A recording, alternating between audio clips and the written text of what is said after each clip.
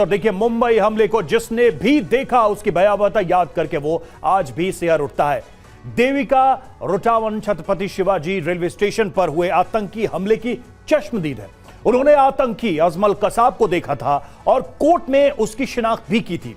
हमारे संवाददाता शुभम पांडे ने उनसे बात की, सुनिए उन्होंने क्या कहा। इस वक्त हमारे साथ देविका इस वक्त मौजूद है। देविका, उस वक्त आपने कोर्ट में गवाही दी थी, अजमल कसाब को पहचाना था, आपके पैर में गोली भी लगी थी। अब इस केस में बहुत सालों बाद अब तबरू राणा को भारत लाया जाए, जिसने पूरे मास्टरमाइंड को प्लान किया था। किस तरह देखते हैं, कितनी बड़ी सफलता है ये? बहुत बड़ी सफलता है। बहुत बड़ी बात हो गई कि तबरू राणा को 16 साल बाद, आज 26/11 को 16 साल हो गए, 16 साल लग चुके तबरू राणा को लाने में भी। तो ये बहुत बड़ी न्यूज़ है और बहुत बड़ी खुशी की बात है। सबसे पहले तो मैं इंडियन गवर्नमेंट को, यूएस गवर्नमेंट को थैंक यू कहना चाहती हूँ कि इतनी बड़ी जीत हुई है। फाइनली तबरू राणा इंडिया आ रहा है। तो मैं यही अपील करूंगी कि उसे लाने के बाद जल्द से जल्द उसे एक इन्फॉर्मेशन निकाला जाए और उसे फांसी की सजा हो। उस वक्त आपकी उम्र बहुत कम थी। आप जहाँ हमें जो पता है कि आप कहीं जा रहे थे और उस वक्त आपके पैर में भी गोली लगी थी। दिन याद आता है तो बहुत सारी जहन में बातें याद होती और जिस तरह से रचा गया था, कई सारे लोगों को मौत के घाट उतारा गया था। वो रात तो मैं कभी भूल नहीं पाई हूँ। 26/11 की रात में मेरे पापा, मेरे भाई और मैं, हम तीनों पुणे जाने वाले थे। बैंड्रा से सीएसटी गए थे। सीएसटी में 12 और टर्मिनल प्लेटफॉर्म के सामने बैठे थे। उतने में अचानक में मेरा भाई बोला मुझे टॉयलेट आया। पापा बोले तू जाके आ जा, फिर हम टिकट निकाल के जाएंगे। जैसे ही वो गया, अचानक से बॉम्ब स्फोट हुई, गोली फायरिंग होने लगती है। मेरे पापा ने बोला कि बेटा यहाँ कुछ तो गलत हो रहा है, हम भागते हैं यहाँ से। जैसे मैं और मेरे पिताजी भागने की कोशिश करते, वैसे ही एक गोली आके मेरे पैर में लग जाती है। तभी मैं एक शख्स को देखती हूँ जो बुटका सरीका, जिसके हाथ में बड़ी सी गन है और वह अंधाधुंध गोली फायरिंग कर रहा है। गोली लगने के बाद मैं गिर गई, बेहोश हो गई। वहां से मुझे सेंट जॉर्ज हॉस्पिटल लेके गए।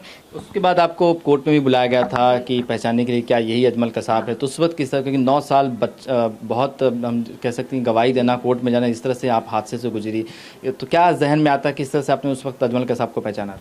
जब मैं कोर्ट रूम गई थी, मैं 10 साल की हो चुकी थी। मेरे पापा ने दोनों आतंकवादी को देखा था, कसाब और अब्बू इस्माइल को।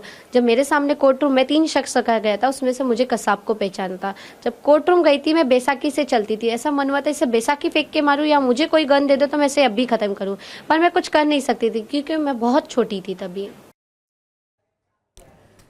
तो आंखों देखी हाल आपने सुना कि हुआ क्या था 26/11 को और कितना बड़ा ये आतंकी अटैक था, टेररिस्ट अटैक, जिससे पूरा भारत दहल गया था। उसके बाद फिर कार्रवाई होना शुरू हुई। हमारे साथ उमेश कुमावत इस वक्त जुड़ रहे हैं, मैनेजिंग एडिटर TV9 मराठी से। उमेश, आपने वो आंखों देखी है। दरअसल आप वो प्रत्यक्षदर्शी रहे कि जब गोलीबारी हो रही थी ताज पैलेस के बाहर भी और लियोपोल्ड कैफे के बाहर भी।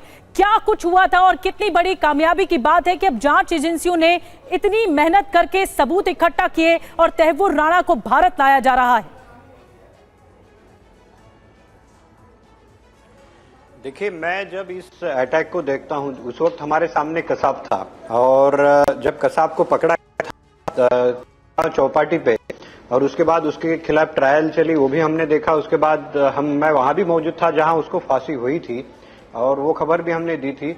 लेकिन अगर आज हम 2008 का जो 26/11 का अटैक है उसको देखते हैं तो हमारे पास केवल कसाब ने जो बयान दिया था वही हमारे पास है, जो हमने कसाब के मुंह से सुना था। क्योंकि कोर्ट में मैं भी मौजूद था, जो कसाब कहता था वो भी हम सुनते थे कि किस तरह से उसको ट्रेनिंग दी गई पाकिस्तान में, वहां पे कौन कौन आता था उस ट्रेनिंग कैंप में वो कहता था कि रहमान चाचा आते थे। उसको मालूम नहीं था कि रहमान चाचा कौन है, लश्कर तैयबा में उसका ओहदा क्या है। और वो बात करता था अब्दुल रहमान लखवी की, यानी कि लखवी वो लश्कर का सबसे बड़ा ऑपरेटिव था।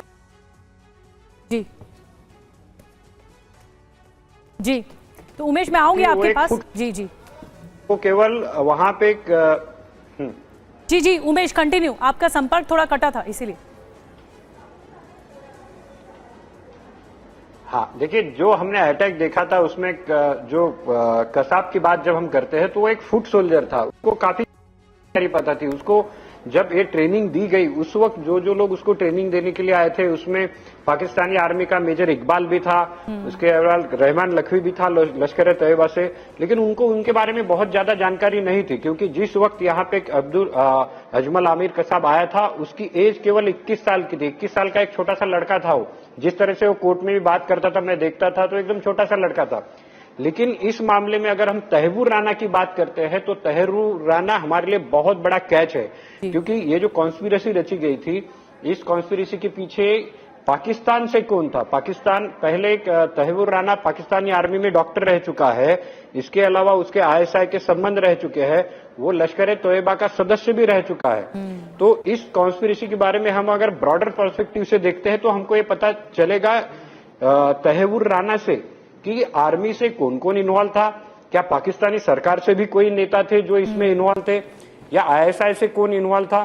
तो ये सबसे बड़ा कैच है और मुझे लगता है कि पाकिस्तान के खिलाफ एक जिंदा सबूत होगा भारत के पास तहव्वुर राना जो यहाँ पर आएगा और जो बताएगा कि पाकिस्तान के कौन लोग थे, पाकिस्तानी एजेंसियां कौन सी थी, पाकिस्तान के कौन से संगठन थे जिन्होंने इस सब को फाइनेंस किया था।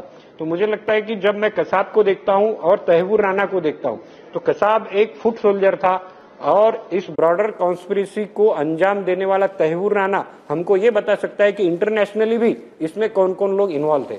बहुत बड़ी बात उमेश कुमावत आपने बताई। आप उन लोगों में से एक हैं जिन्होंने इस पूरे घटना को, इस पूरे आतंकी हमले को बहुत नज़दीक से देखा है, प्रत्यक्षदर्शी के तौर पर देखा, एक ऐसा विटनेस के तौर पर देखा है जिसने सब कुछ कवर किया और ये देखा कि अब तक क्या हासिल हुआ है। लेकिन बड़ी बात यह बहुत बड़ा कैच है भारतीय एजेंसियों के लिए और ये पता लग पाएगा कॉन्स्पिरेसी के बारे में कि रचा किसने था, इसका मास्टरमाइंड तहव्वुर राणा के ऊपर भी कौन है। बहुत बहुत धन्यवाद उमेश आपका जानकारी देने के लिए और इस पूरे मामले को एलाबोरेट तरीके से बताने के लिए।